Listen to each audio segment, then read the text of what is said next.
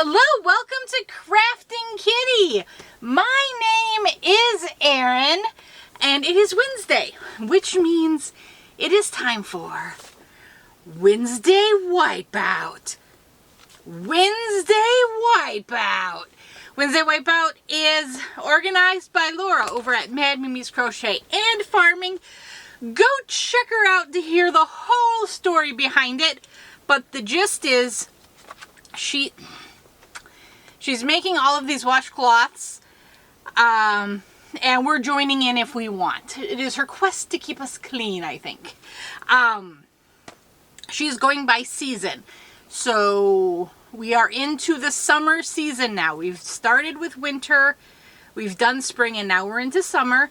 She takes the season and randomly selects the washcloth we will do within it. This week we were to do the Funfetti, which was the one just in front of the Tropical Breeze, which was last week.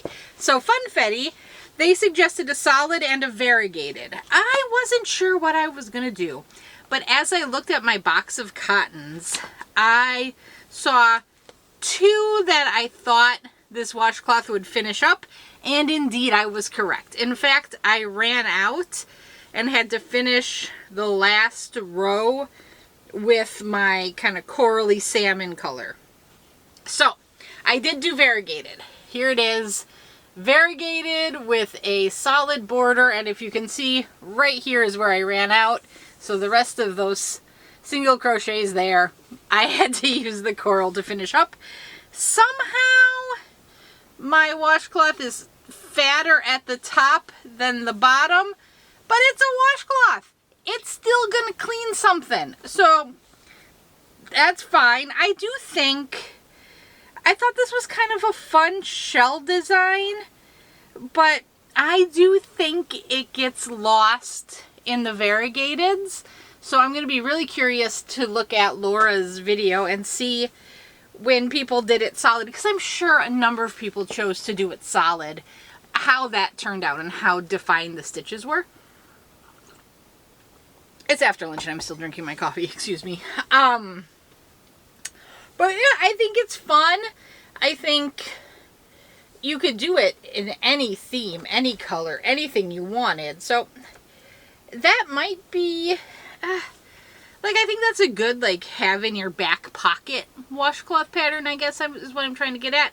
And I guess I have bowing too. Like, this top ended up wider than the bottom, and then this side is straight, but then this one kind of goes bloop, and that could be how I picked up the stitches for the border. I don't know, but like I said, it's a washcloth. It's going to get you clean. I had a busy morning. I've just watched Shannon's video, so I haven't really run through my videos for the day. So I don't know if Laura posted yet or drew. I'm assuming she did. So go check her out. Everyone is welcome. She is an awesome lady. And it's fun to have the adrenaline rush small project that you make each week. And that's what I'm doing this for. Yay! Okay, I am going to go ahead and talk to you later, but first, sneak peek. This just showed up on my doorstep, and I carried it up the stairs. I was naughty and ordered from the Hirschner's bonus day sale. Yeah, on the very last day, curiosity overtook me, and I placed a second order. So this is the first of two orders. This one is the Cotton Milland Cakes.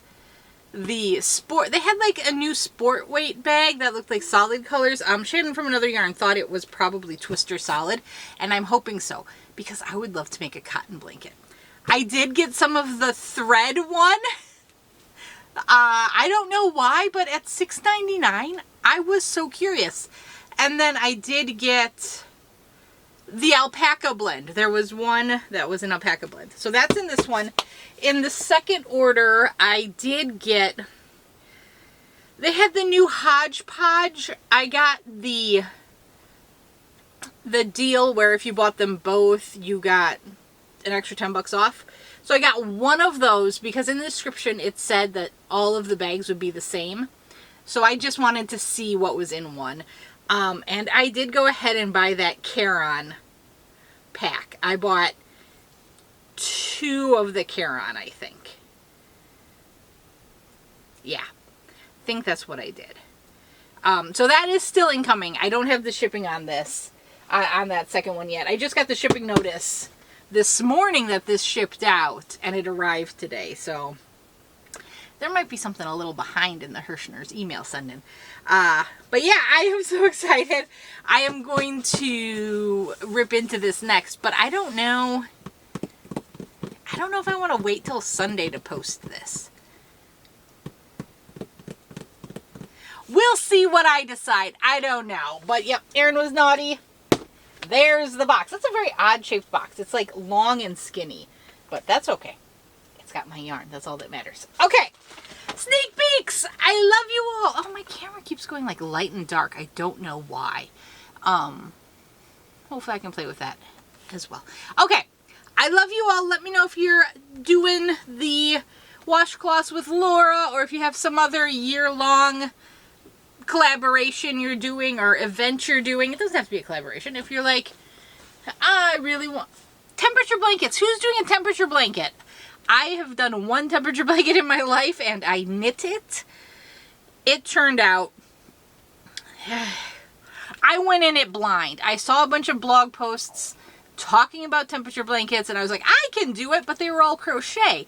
And at the time I was still just learning crochet and I wasn't confident I could design my own blanket yet.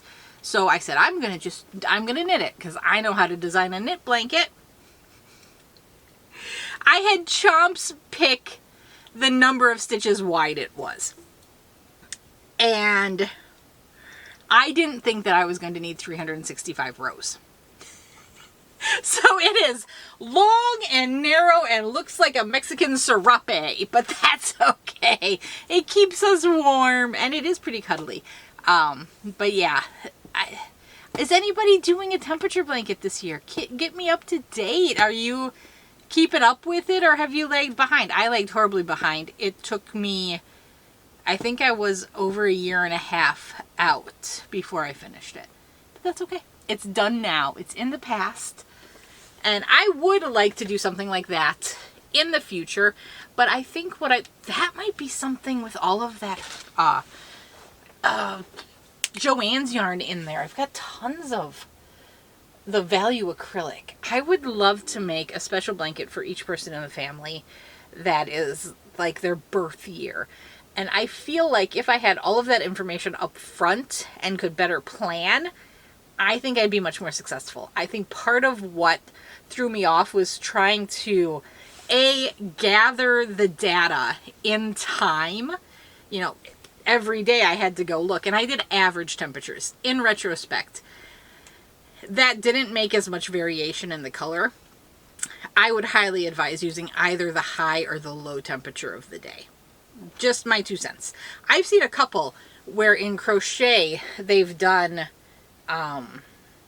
like 2 rows, high and low. I think that looked nice. I think that looked clever.